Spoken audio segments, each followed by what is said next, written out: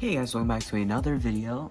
Before we start, I first want to address something right out of the gate. When I mean last innovation, I'm referring to a brand new, never thought of before device. You could argue iCloud for like Steve Jobs specifically, but I'm talking strictly physical devices, but you could also argue iPad 2, but it's not really new. It's just an improved iPad 1 with like a tweaked design that is way thinner.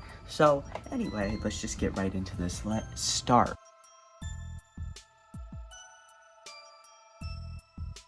Okay, so in January of 2010, Apple unveiled the brand new iPad. Essentially, the iPad, according to Steve Jobs, was a device Between a laptop and a smartphone. This was known as iPad. It had a 9.7-inch display, and for the time, it was also very thin. I mean, nowadays we have these insanely thin devices where, like, I don't know if you've seen the iPhone Air recently. Jerry Rig Everything actually did a good video on that.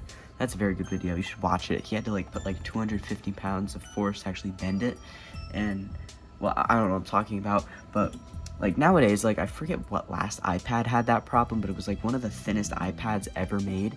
And another Jerry Rig Everything video, he had to like, he could physically bend it in half in his hands pretty badly, but it's just showing how thin things have gotten. And it looks like they've improved that with the iPhone specifically. They've learned from the 6 problem with how weak things can be, solving it with just putting a ton of good materials in there so it just doesn't bend in half. But at that time, the iPad 1, it did not matter because this thing was so thick that no matter how hard you can try to bend it, I don't think you can bend it in half. It's just super thick. Let me go get it so I can show you. I'm not even gonna attempt to bend this thing in half because I just did a second ago and I kind of just hurt my hands. It is unbelievably thick. But remember, for the time we had at the time, you had like the iPhone 3GS, for example, which was an absolute shocker as well. Let me show you. Completely unrelated, by the way. This is a modded 3GS, and it has a fake camera hole in it, fake third camera hole in it. But anyway, you can see this thing. That is an absolute chunker. Let me grab my iPhone 11. I know it's not the latest one, but it's the only other one I have on hand without switching to my webcam, which sucks. So despite this, you can still tell. I don't know if I can show you properly. Despite being bigger, the 3GS is actually might be thinner. It's kind of hard, it's an unfair comparison because this iPhone 11 is just so big and the 3GS is super small. So, I mean, it's still kind of thin, but at the same time, it's a chunker for like it being this small. I mean, it's the third attempt they had at a phone, so I'm not going to blame Apple for that though. The display was 132 pixels per inch, which, I mean, wasn't good, but it's not good nowadays, but for the time, I guess that was kind of good.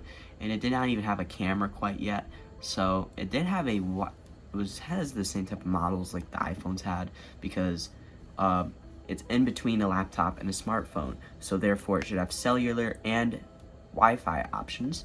And yeah, it had up to 64 gigabytes of storage, which was huge for the time, and it had the brand new A4 chip, because in this time, this is very early 2010, January of 2010 to be specific, and this was before the iPhone 4 was announced, so that was brand new chip because at the time.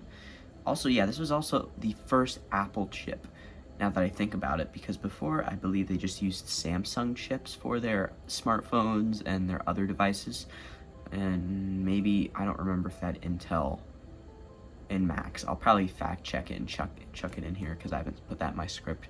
But anyway, I had the brand new A4 chip, but it did not have much RAM, and of course, the iPhone 4, which would release shortly after, which I feel like when they had the A4 chip, they could have put 512 in there, but they put 256, and the iPhone 4, which released shortly after, same year, had double, so it's not quite good for if you want to go like play games on it because of the RAM specifically, and that is one of the reasons it only lasted to iOS 5.1.1. The one I just showed you a second ago, also chucking more footage in here, is on iOS 3.2.2, and I mean it goes through it very quickly, but if you compare that to like iOS 5, it is struggling completely on that iOS version, so it's not quite good for gaming.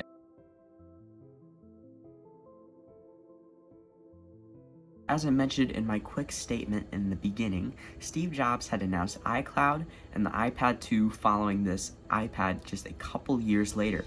Actually, a year later, because it was all in was announced in 2011, but this device ended up kicking off a long-running series of devices, which is why I always say this is the absolute last innovation. With its own sub-series like iPad Air and the iPad mini. No other innovation in devices would come after the first iPad, as the iPad 2 was just a follow-up with better specifications, and iCloud was just mobile me, but better. Remember that? Apple even said that it wasn't their finest hour. Well, you might ask, why should I believe them? They're the ones that brought me mobile me. It wasn't our finest hour. Let me just say that. But we learned a lot. This iPad ended up changing how we think and use tablets. Before, tablets were not even mainstream at all, and if even in like an Apple sense, like the Newton, it's not even really a iPad. You're literally just using, I don't have a, whatever it's called, I just have a spudger. I don't have a stylus to show, because I believe that thing used a stylus, the Newton specifically. What I'm saying specifically is none of these tablets were particularly mainstream or adopted by the wider public, as these were just little niche things that completely failed most of the time. So this is why this iPad was so big, and it completely changed the whole entire tablet market. And I guess you could say the iPad just, you could say this solidified Apple's complete control over the market, if that makes any sense.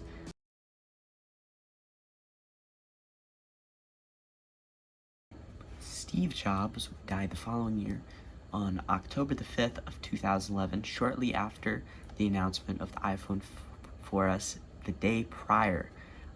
He was only 56. I consider him to be one of the greatest tech CEOs ever, coming with banger after banger after banger when it comes to brand new releases, and everything that he was brand new, never thought of before, was just completely revolutionary, from the iPod to the iPhone to the iPad. So nobody will probably come close to that, some sort of innovation, other than his complete enemy for a while, Bill Gates, with his Windows and Microsoft and everything. So yeah, I don't think anybody will ever come close to him, not even like Tim Cook. Currently, Tim Cook has been just putting out, how do I put this, straight non-innovative devices. I mean, look at all the brand new phones. They all kind of just look the same. The only recent redesigns that we've had that were actually pretty good was the iPhone X, and I don't even think the iPhone 6 was a particularly good redesign. And I mean, the 17 Pro Max models do kind of look cool with the camera plateau and everything, but none of these are touching Steve Jobs. I guess you could say the peak of Tim Cook's Apple compared to like Steve Jobs' Apple was the iPhone X, and the iPhone X is not touching whatever Steve Jobs had back in the day of when he ran Apple. And I'm only going into mobile devices. I could have gone into all of the computers he's done, which have all been amazing and revolutionary. And yeah.